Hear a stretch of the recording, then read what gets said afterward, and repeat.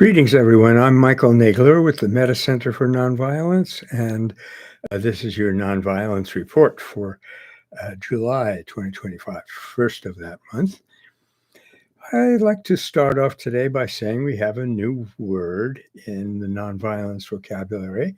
This is a subject that interests me. What is the repertoire and what is our language? And I very much like the term kayaktivism, which was started when a bunch of people tried to block Shell oil vessels in the north with kayaks. And then there was the something that happened in the UK, which was called civil disobedience, where people had a flash mob and did a tremendous disco demonstration, symbolic to say the least. Well, we have a new word for a thing which isn't that new. The word is subvertisements, where they use the advertisements and the logos of corporations that are involved, as they see it, in some kind of injustice, and subvert them as a form of protest and solidarity with victims. Now, I said that this isn't brand new because I'll have to search my memory or look it up, but there's been a long history of taking corporate logos and so forth and just manipulating them into something quite ludicrous, usually. So to move on to a different part of the world entirely and something much more serious, in Pakistan today, among other conflicts, there is a serious conflict between an ethnic group known as the Baloch. You probably are familiar with the term Baluchistan, which is an area in the north. And this is a struggle now that has been going on for decades. But something is new, and that is this is almost the first time, if not the first time, that the Baloch people have been using organized nonviolent tactics on a large scale. They are aiming at separate statehood. Their Baloch nationalists have been struggling with the state of Pakistan from day one, meaning when Pakistan annexed Balochistan, as they say, in 1947, and that was done forcibly against the will of the Baloch people. In fact, the entire Pakistani state was done created against the will of a number of ethnic minorities. So we're going to mention another one in a second. Now, Balochistan has been the site of periodic armed conflicts between Pakistan's military and these Baloch groups. In 1973 was a very serious one. This insurgency resulted in the death of 5,300 Baloch militants, which is a bigger proportion of that nation than anything that we would experience over here or even in Palestine. And it also led to the death of 3,300 Pakistani troops. But it didn't solve anything. Isn't that funny how violence tends to not solve things? The complaints of those people and the Pakistani regime seem to have continued. If anything, they've really intensified. But what is interesting is now the introduction of this nonviolent element. And it'll be interesting to see if or to what degree that changes the equation. Now, the reason I'm particularly interested in this area is that this is where, or close to where, the Pashtun people arose or lived during the time of India when they were in the northwest frontier province of India before it became Pakistan and possibly Balochistan, and Pashtunistan has been proposed. And that is quite significant because of the great figure that arose in that region, who was Abdul Ghaffar Khan. the frontier Gandhi, as he was sometimes called. And I don't want to take the time to go into his whole personality and movement now, but it is a brilliant chapter in the history of nonviolence. Now, that movement became known as the Pashtun. That's the native pronunciation of Pathan. Pathan was an anglicization. Their group is called the Pashtun Protection Movement, or PTM. And some of their demands have been met, and some of their suffering has been eased, but not enough to solve the whole issue and the struggle that goes on. Now, another interesting feature of this movement, in addition to the fact that we're talking about the area where Abdul Ghaffar Khan came from, and therefore undoubtedly exerted an influence that we now see a couple of generations later. The other interesting feature of this movement is that it was initiated by young people. And that wouldn't be too terribly surprising here. But in that part of the world, leadership is often derived from the mashar, the elders. And they were the ones who made all the decisions affecting the Pashtuns. And the youngers used to simply follow them. But now it really seems to be the other way around. And this is not the first time in the history of nonviolence that an oppressed group has come forward to participate in or initiate a struggle and ended up accomplishing their own liberation in the process. This often is the case when women get involved in areas where they haven't been enabled to participate in society in that kind of way. So that is, again, an interesting development to look out for as that struggle unfolds.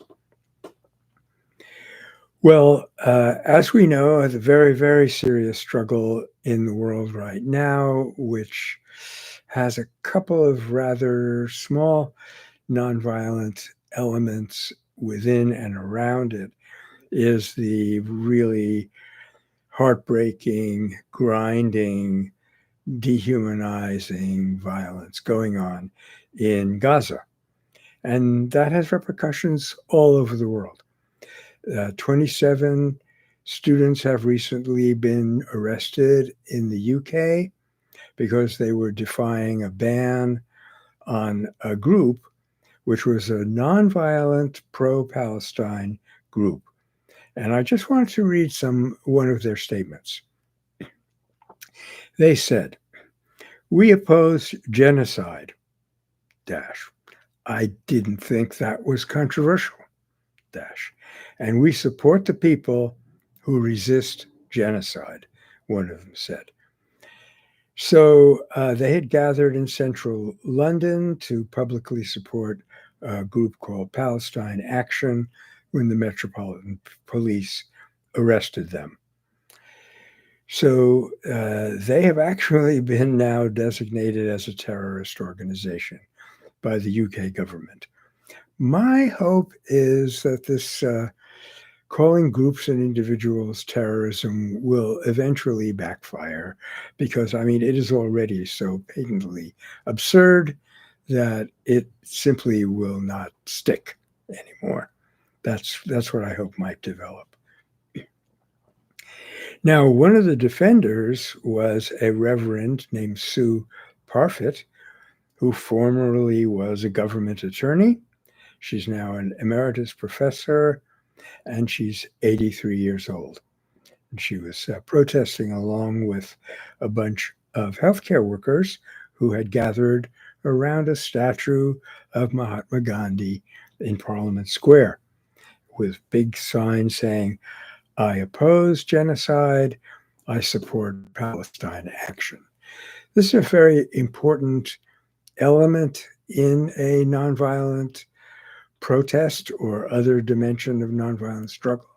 And that is very clear, simple messaging.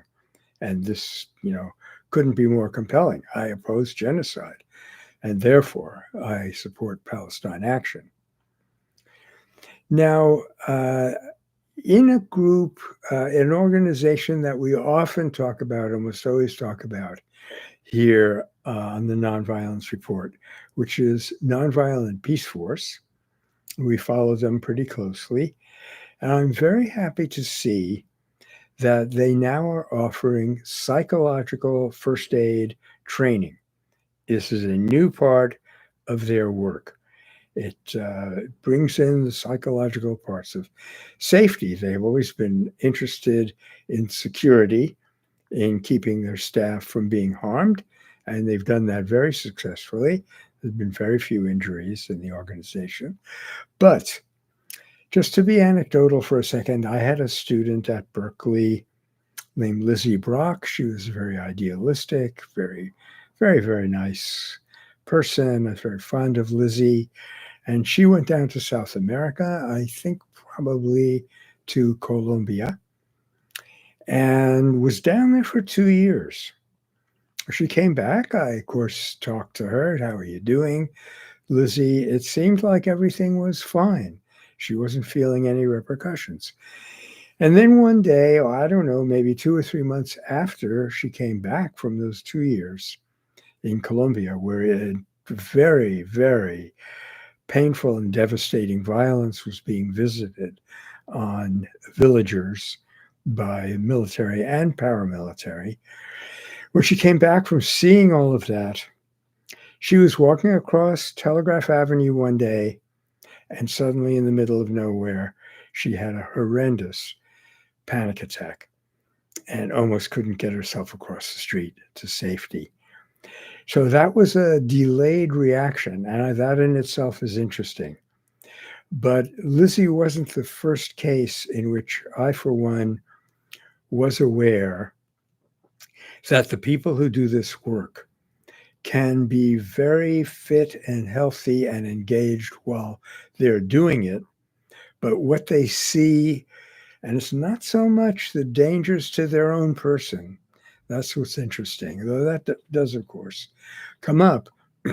But some of the things that they see having been done to others and coming to understand the full systemic violence support behind many of these things, it often is traumatizing. And trauma wasn't even a word that we very frequently used back then, but it is now. So it becomes important for these groups that do civilian peacekeeping, civilian-based defense or unarmed civilian peacekeeping, that they take care of the folks, the volunteers or paid participants, after they've come back. And that means taking care of them psychologically, because they can have a version of PTSD just as military combatants almost regularly have. I mean, I feel sometimes sorrier for the vets who don't have this kind of recognition, this kind of moral shock at what they participated in, because it cannot be completely absent in them. They must be covering it over, and it must be festering in their psyche somewhere and doing terrible damage. But being as it may, be that as it may, it seems to be very helpful to add this component of making sure people are adequately trained when they go there. And that's quite important. Many of us don't even realize how shocked we're going to be by the things that we see out there in the field. And how can we endure those things, especially in situations where we can't help, where we can't, for one reason or another, we can't intervene, we can't step in and be that third party, but we have to just witness it. How can we not have hatred in our hearts against the perpetrators? And how can we not be devastated by the inhumanity that we witness? So psychological first aid training is now offered by Nonviolent Peace Force. My last item today is a couple of quotations from our good friend Bill McKibben, who is, of course, one of the main voices for climate justice in the West. And he is citing the fact that he was very glad to see that Pope Leo interrupted his summer vacation to issue an appeal for action on climate change. The Pope celebrated a special Mass, which included prayers for the victims of the Texas flooding. And then he said two things that are worth noting. He said, and this is a direct quote, "We have to pray for the conversion of many people who still do not see the urgency of caring for our common home." I know that conversion can be a loaded word in this kind of context, but he means conversion to understanding, caring, recognition of the seriousness of the climate issue. And he said that the church will keep speaking out, quote, even when it requires the courage to oppose the destructive power of the princes of this world. And Bill concludes, Bill McKibben, the emergence of the Catholic Church as a key part of the fight against climate change is one of the things that has really helped in this last very hard decade. We have just interviewed, in fact, a wonderful, very inspiring Catholic nun who is interested in using some of our resources to promote nonviolence in some very large communities that she has access to. So that's another little dimension there. And of course, we've spoken before about the Catholic Nonviolent Initiative. I want to close with just a little ironic comment, if you don't mind, and that is that the region of Texas where that camp was flooded with such devastating consequences actually refused working with FEMA, the Federal Emergency Management Association, a couple of years, I think, prior to this devastating event. So that is a terribly hard way to have to learn your lesson. And let us hope that the various dimensions of that catastrophe will, in fact, constitute a lesson that many of us will learn, that we cannot be disrespectful, even discourteous, not to mention violent towards our earthly home, our planet that we live on, any more than we can afford to be violent against others. Because as the Bhagavad Gita says, and as Jalaluddin Rumi says, I'm going to quote him now from memory, he said one time, "I searched the whole world looking for others. There are no others." So thank you very much. Until next time, please support nonviolence by learning about it, possibly participating in it. And we look forward to speaking to you again in 2 weeks, hopefully with some very bright and uplifting news. Hi, everybody. I'm Stephanie. I'm Michael's tech support, and I am going to end the stream. Michael's tech support. Indeed. That's an understatement if I ever heard it.